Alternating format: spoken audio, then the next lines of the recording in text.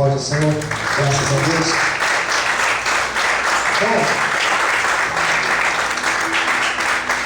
queridos, eu amo falar sobre a cruz. Eu amo falar sobre o sepultamento de Cristo. Mas eu amo falar sobre a ressurreição. E eu teria hoje algumas opções. Poderia falar em Mateus, em Marcos, em João. Poderia usar outros textos de Lucas. Mas nessa manhã Deus ministrou no meu coração para falar de dois homens, dois seguidores de Cristo, que quando presenciaram a morte de Cristo, eles desistiram de continuar. E eu acredito que nessa Páscoa Deus ele tem uma palavra muito efetiva para as nossas vidas. E talvez para você que entrou aqui hoje, talvez nessa situação, desanimado, triste, pensando até em parar ou em desistir. A história da cruz, a história da crucificação do nosso Cristo, ela é uma história que hoje nós compreendemos, que nós conhecemos o antes, o durante e o depois. Então nós entendemos o que aconteceu e nós temos a consciência que era necessário a cruz. A cruz era o altar do sacrifício, onde o Cristo deveria morrer para perdão dos nossos pecados. Então nós não temos dificuldade alguma para compreender isso, porque nós conhecemos toda a história da cruz. Quem me entende, diga amém. Amém. Amém? Então nós entendemos, nós compreendemos essa história. Então a gente lê a história da cruz e a gente fala, bom, era preciso. Agora tenta imaginar o que foi essa cruz, a morte de Cristo, para aqueles homens que deram as suas vidas por Ele. Me refiro aos discípulos, aqueles que eram seguidores de Cristo, porque Cristo teve muitos seguidores, andavam, seguiam Cristo, não é seguidores como a gente fala hoje, seguidores no Facebook, né? Ou no Twitter, não, seguidores de andar com Cristo. O que foi para eles ver o espetáculo da cruz? Israel tinha uma promessa viva no coração, a nação de Israel, de que viria o libertador, e o libertador tiraria Israel da opressão. Israel sempre teve em situações de opressão, sempre. Primeiro com os egípcios, daí Deus levanta Moisés para tirar o povo do Egito. Depois vieram o período dos juízes. E o período dos juízes foi um período marcado por homens e mulheres que Deus levantou para libertar o povo de pequenas opressões, os midianitas, os filisteus, os cananeus.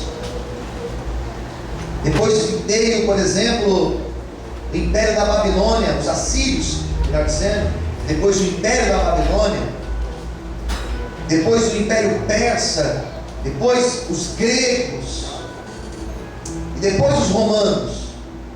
E na época de Cristo, Israel estava debaixo de um jugo chamado jugo romano. Eu preguei esses dias aí, o jugo de Roma. Semana passada eu falei um pouco sobre a opressão dos romanos. E eles acreditavam que Deus levantaria o libertador, e esse libertador tiraria Israel da opressão romana. Mas não foi essa a proposta do Cristo. Cristo não veio para fazer uma libertação política. Cristo não veio para tirar o homem do jugo de Roma. Cristo veio para tirar o homem do jugo do pecado, do jugo da morte. A proposta de libertação do Cristo não era a libertação dos romanos, mas a proposta de libertação do Cristo era libertar o homem da escravidão, era libertar o homem do pecado, era libertar o homem de uma condição de pecador. Foi essa a proposta de Cristo. Será que você pode aplaudir e exaltar o Senhor por isso? Aleluia! Mais forte as palavras, amém? Quem está entendendo? Diga amém. Foi essa a proposta de Cristo. Então eles se veem decepcionados. Por que eles estavam decepcionados? Porque não houve a libertação de Roma. Israel continua debaixo do jugo romano. Por que eles estavam decepcionados? Eles não conseguiam imaginar como que ele, sendo Deus, ele morre. Não dá para imaginar o herói morrendo. Não dá para imaginar o Filho de Deus morrendo. E da forma que ele morre na cruz. Não morreu de velho. Ele morre numa cruz, de uma forma covarde. Quem está me entendendo? Diga amém. Então, para o judeu convertido a Cristo, foi um golpe difícil de compreender. Eu e você compreendemos, porque nós conhecemos a história e o desdobramento da história, mas eles não. Então essa crise, ela passa na cabeça dos discípulos. Tem um texto que fala que os discípulos voltaram a pescar. Eu acho que eu vou pregar isso hoje à noite. Se você puder vir à noite, vai ser uma bênção. E por que os discípulos voltam a pescar, pastor? Porque na verdade, esse voltar a pescar significa eles estavam voltando à antiga vida que eles tinham. A decepção foi muito grande. Eles viram Cristo morrer e ser sepultado. A história que eu li para vocês, preste atenção, aqui de Lucas, nesse capítulo aqui, 24, essa história mostra que dois estavam voltando para Emaús. Eles estavam saindo de Jerusalém e voltando para Emaús. E por quê? Porque eles estavam decepcionados. Na cabeça deles passava a seguinte ideia: eu não pensei que a história ia acabar assim. Pensei que ele ia libertar a gente de Roma, que nós seríamos enfim livres. E pensei também que não morreria desse jeito.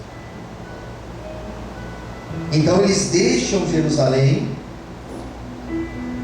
e eles voltam para a sua terra. E percebe que eles voltam justamente no domingo.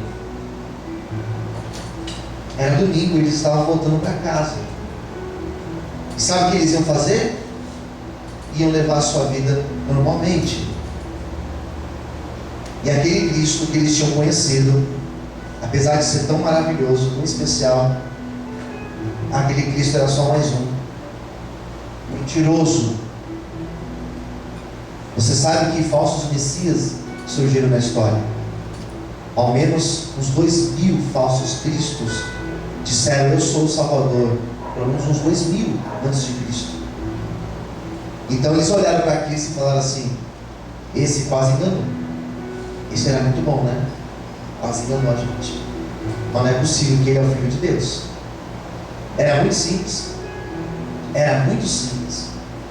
Comia com pobres, andava com pecadores. Isso daí já é complicado de entender. E outra, morre do jeito que ele morre e não liberta ninguém de Roma. E essa decepção faz eles abandonarem Jerusalém e voltarem para Emaús. E eles de fato estavam voltando. e percebe que Deus respeita as nossas decisões. Diga para quem está no teu lado: Deus respeita as nossas decisões. Se você quiser, olhe para mim, por favor. Se você quiser ir lá na rodoviária, pegar um ônibus para Emaús, você pega. Estou usando um exemplo. Se quiser no aeroporto, pegar um avião para Emaús, você pega. E Deus não vai tentar pegar você pelo braço e falar: não, você não vai. Deus não vai forçar a barra com você. Percebe que eles dão a volta: vamos voltar, vamos. E eles estavam voltando, e o próprio Cristo apareceu para eles. Cristo se apresenta para cada um, queridos. Todos nós, um dia, ou já tivemos, ou teremos um encontro com Cristo. Seja você casado ou solteiro, seja você rico ou pobre, um dia Cristo vai aparecer no teu caminho, como apareceu para esses homens aqui. E percebe que Cristo não aparece para eles dizendo: vamos voltar? Vamos voltar? Cristo não aparece para eles dizendo: onde vocês estão indo? Não é para cá, é para lá. Cristo não aparece para eles cobrando alguma coisa. Cristo não aparece para eles dizendo: ei, o que vocês estão pensando a meu respeito? Eu não fiz um monte de coisa, por que vocês estão duvidando de mim agora? Relacionamento com Cristo é relacionamento com liberdade.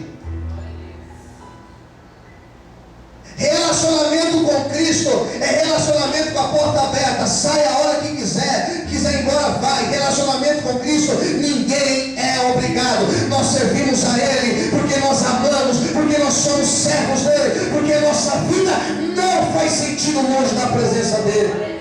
Você pode aplaudir o Senhor por isso? Aleluia! As fortes palmas do Senhor Jesus.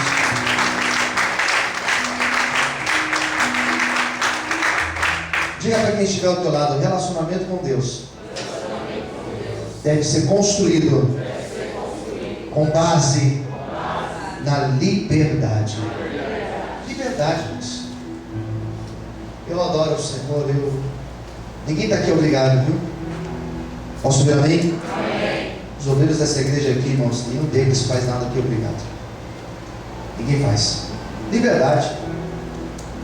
O amor é livre. Se você obrigar a pessoa a te amar, está errado. Isso não é amor. Concorda com o pastor? Quem concorda de mim? Amém. Mas Cristo faz o quê? Cristo aparece. Os dois estavam caminhando, tristes, cabisbaixo, falando bastante ali um com o outro. Qual era o papo deles? Não acredito. Não é possível. Ele quase me convenceu. Eu vi ele curando, eu vi ele ressuscitando mortos. É possível que ele morreu desse jeito? Não é possível que ele não nos deu a liberdade que esperávamos que ele traria. Daí Jesus vai se aproximando da conversa. E o interessante é que eles não reconheceram Jesus. Amém, queridos? E Jesus não estava ali com o bigode, com aquele óculos de disfarce. Era ele. E ele estava ali junto deles. Tudo bem, pessoal? Tudo bem? Boa noite. Boa tarde, né? Boa tarde. Vocês estão conversando aí.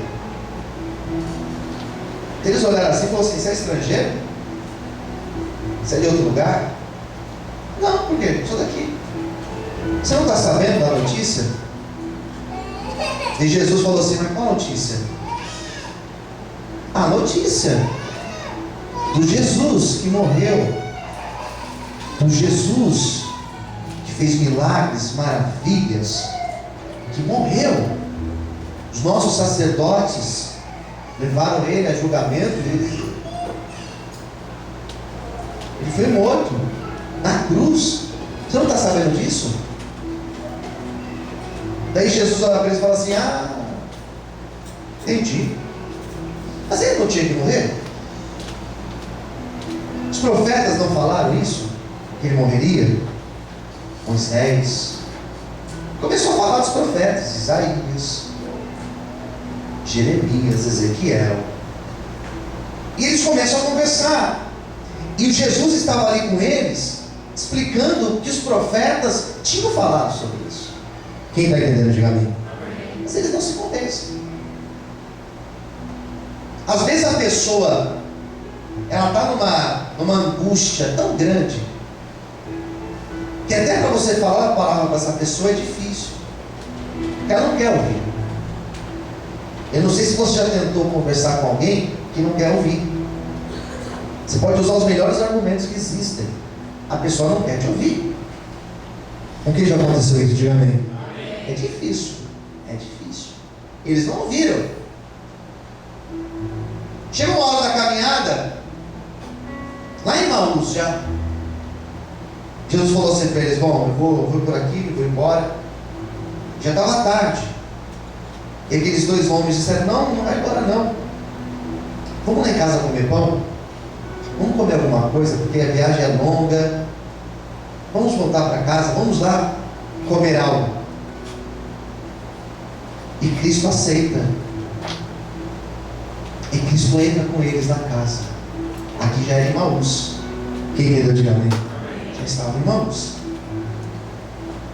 E quando eles entram na casa para comer, era costume pedir para que o visitante orasse. O Senhor pode orar pelo pão, abençoar a nossa refeição, agradecer ao Yahvé. Jesus, claro. Daí Jesus pega o pão, e levanta o pão, e eles fecham os olhos, e Jesus começa a orar. Pai, graças te dou por este alimento, por esta refeição, que nunca falte na nossa mesa, que nunca falte a tua provisão sobre as nossas vidas. E ele faz uma oração, e na hora que ele está ali orando pelos pães, orando pelaquela mesa, diz a Bíblia que esse tal Cleopas, o outro discípulo que estava ali, eles começaram a ouvir aquela oração, e de repente eles começaram a reconhecer aquela voz. E diz a Bíblia que eles começam a sentir um calor diferente no corpo. Eu imagino que eles começam a chorar, queridos, porque não adianta. O homem pode ser duro, o homem pode ser rebelde, a mulher pode ser dura, mas na hora que Deus toca lá na alma, ele chora na presença do Senhor. Eu imagino que eles começaram a chorar, e eles começaram a ouvir aquela voz na oração, e eles começaram a pensar: não é possível, parece a voz dele, parece a voz dele, é o mesmo jeito que ele orava, eram as mesmas palavras que ele usava na oração. E diz a Bíblia que quando eles abriram os olhos, eles já não estavam mais ali, Jesus já tinha desaparecido na presença dele. Eu glorifico ao Senhor, irmãos, porque quando nós estamos abatidos, quando nós estamos tristes, quando nós queremos desistir, Deus sempre envia o Espírito Santo dele para tocar a nossa alma e dizer: continue, porque é o teu projeto na tua história e na tua vida. Vamos caminhar para ti e exaltar o Senhor essa manhã. Aleluia! Glória a Deus! Amém? Daqui a pouco Jesus desaparece. E um olha para o outro e fala assim: era ele que estava aqui. Quem entendeu, diga amém. Jesus estava aqui, a gente não percebeu. Daí um olha para o outro e fala assim: seu coração não ardia quando ele estava pregando para a gente no caminho? E o outro falava assim: sim, meu coração ardia, eu senti um calor dentro de mim, porque era ele que estava falando conosco. Nosso coração vai arder nesta manhã, Deus. Porque às vezes a nossa luta fica tão grande. Eu peço para você fechar os teus olhos agora para você colocar assim uma mão no coração, ou esquerda ou à direita, coloque uma mão assim no coração. Às vezes a nossa luta ela está tão grande, o nosso coração às vezes está tão agitado, em meio a tantos problemas, em meio a tantas crises na vida, que nós chegamos a pensar: meu Deus, será que o Senhor está comigo? Será que o Senhor está me ouvindo? Será que o Senhor está me vendo? Mas nesta manhã de hoje, eu tenho uma notícia para te dar nesta manhã. O mesmo Jesus que tocou no coração daqueles dois homens, quando eles estavam voltando de Emaús, indo para Emaús, esse mesmo Jesus, Ele vai tocar no teu coração. E se faz tempo que você não sente um calor na tua alma, no teu coração, nesta manhã Ele vai acender a chama do primeiro amor, e você vai voltar a ter comunhão com Ele, e você vai voltar a sentir a presença dEle, você vai voltar a sentir desejo de buscar a presença do Senhor. Quantos podem aplaudir e exaltar a Deus nesta manhã? Aleluia! Mais forte as palmas do Senhor. Aleluia! O coração ardeu. Posso ouvir amém? Amém. E bonito texto. O bonito está aqui, ó. Quero ler para vocês. Olha o que diz aqui o texto.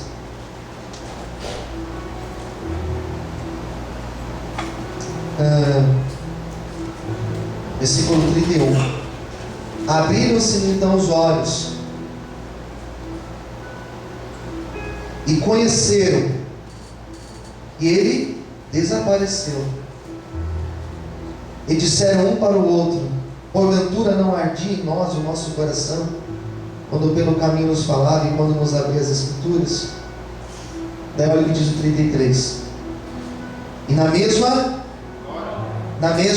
hora, era tarde, hein? Mas foi na mesma hora, levantando-se, eles voltaram para Jerusalém. Sabe o que aconteceu? Vamos ficar aqui não. Vamos voltar para Jerusalém. Seria mais ou menos eles falaram o seguinte: vamos desistir não. Vamos voltar lá para onde o Senhor nos colocou. Porque é lá em Jerusalém que Deus tem uma obra para as nossas vidas. Eu acho maravilhoso isso. Porque aqueles homens, eles não foram obrigados a voltar. Eles foram constrangidos. Sabe o que é constrangimento? Não é obrigação. O constrangimento é você ser tocado de tal forma que você não se vê numa outra situação a não ser voltar para Jerusalém. O que nós vamos fazer aqui em Emaús? Deus não tem nada conosco aqui em Emaús. Nós temos que voltar lá em Jerusalém. Nós temos que voltar com os discípulos. Nós temos que voltar lá e dar continuidade à obra que Ele confiou sobre as nossas vidas. Eu não sei se você percebe a dimensão desse texto, mas no momento que eles voltaram para Jerusalém, eles estavam voltando para o centro da vontade de Deus. No momento que eles disseram: vamos voltar para Jerusalém, eles estavam voltando para o querer do Senhor. E é por isso que aqueles homens, quando eles estavam caminhando para Emaús, eles estavam se afastando da presença de Deus. Jesus aparece e fala: filho, eu tenho uma obra com vocês. O coração ardeu, e quando o coração arde, o homem volta para o centro da vontade do Senhor. Por isso, nesta manhã, eu creio que o Espírito Santo, Ele vai atuar aqui nesse lugar. Ele vai tocar no dedo do teu coração. E se existe alguma circunstância que tem nos levado para Emaús, hoje vai ter caminho de volta, e nós voltaremos para Jerusalém, diz o Senhor para você na manhã de hoje. Quantos podem aplaudir e exaltar a Ele em voz? Aleluia! Glória a Deus. Amém? Foi na mesma hora da tarde. Agora é a hora. Ah, mas já está tarde. Não, não, não. Vamos voltar. E vamos voltar agora. O Senhor está conosco. E já deu tudo certo. Eles voltam. Eles se juntam com os outros. Sabe qual era a notícia quando eles voltaram? Jesus ressuscitou. Amém, queridos? A boa notícia nesta manhã. A boa notícia é que Jesus ressuscitou. Que Ele tem uma obra nas nossas vidas. Se você estava indo para Emaús, hoje é dia de nós voltarmos para Jerusalém, para o centro da vontade do Senhor. Se o teu coração já não ardia mais, já não arde mais em ouvir a palavra, em estar na presença de Deus, eu profetizo um avivamento do Senhor sobre a tua vida, para que novamente nós possamos sentir fome e sede da presença do Senhor. Que o mesmo Jesus que encontrou os dois homens indo para Emaús, que possa se encontrar comigo e com você nesta manhã. Vamos orar. Porque Páscoa representa voltar ao centro da vontade de Deus. Feche os teus olhos. Vamos